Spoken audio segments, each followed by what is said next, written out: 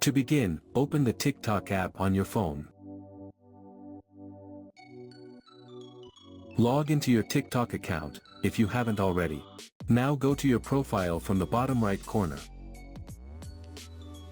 Then tap the three lines from the top right corner.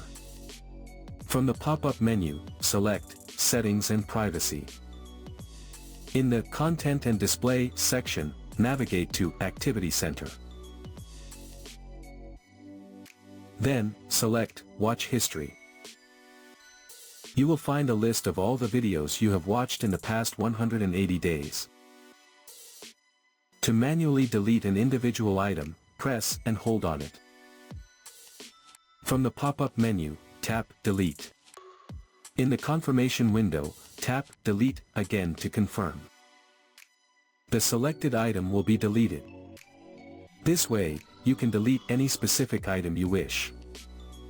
However, if you prefer to delete all items at once, tap Select in the top right corner.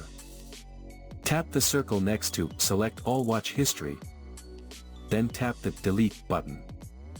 In the confirmation window, tap Delete again to confirm. All the selected watch history items will be permanently deleted from your account. So that's how you can delete your watch history on TikTok.